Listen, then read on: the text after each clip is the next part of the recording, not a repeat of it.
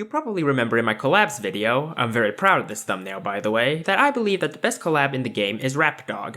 Even after the collab nerf in 0.6, I still believe that's the case. However, I didn't go too in-depth on why I believe that. The reason Rapdog is so powerful is because it applies a debuff to enemies that makes them easier to kill, allowing all of your other weapons to make shorter work of them. Now, debuffs are incredibly useful in Holocure. Reducing enemy defenses makes them go down faster, slowing enemy speed gives you more time to get away from them and not die, and while there are many ways of dealing debuffs to enemies, only Aki Rosenthal actually has a kit built around enemy debuffs. Aki Rosenthal's starting weapon, Ike, sends her pigtails to shoot lasers at enemies. At max level, she sends 4 of them out, and they gain the ability to inflict a debuff on enemies that reduce their defense. What makes Aki's starting weapon different from other starting weapons is that Aki can't actually aim her starting weapon, but unlike other characters who can't aim their starting weapons like Fauna or Sana, Aki's doesn't have a full 360 area denial. Her pigtails will simply target the closest enemy. This can be convenient if you don't like having to aim, or strafe if you're old-fashioned like me. But it can be disadvantageous if you're in a situation where you're trying to kill a specific enemy, like a boss.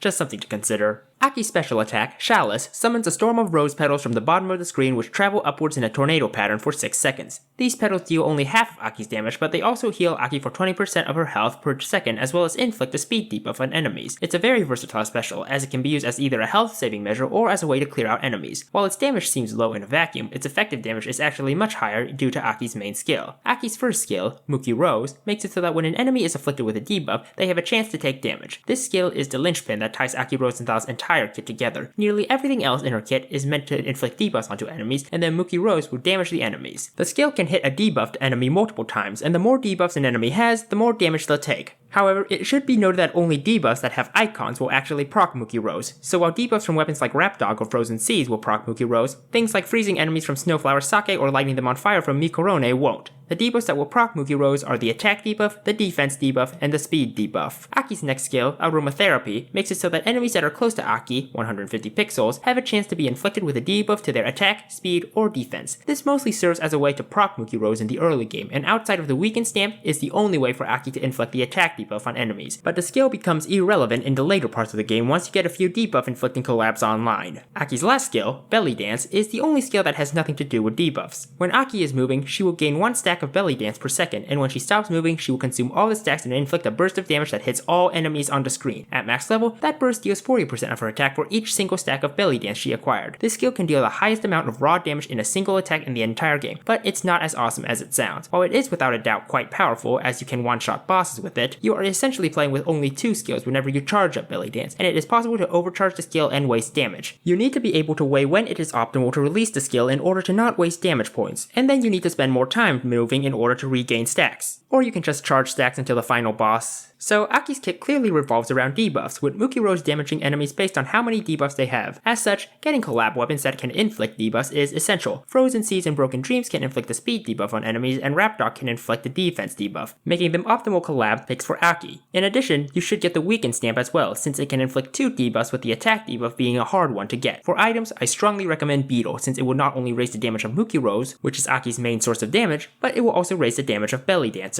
So that's Aki Rosenthal. Thanks for watching. Please let me know who you would like to see next. Be sure to like, comment, and subscribe for future videos, and happy holo curing.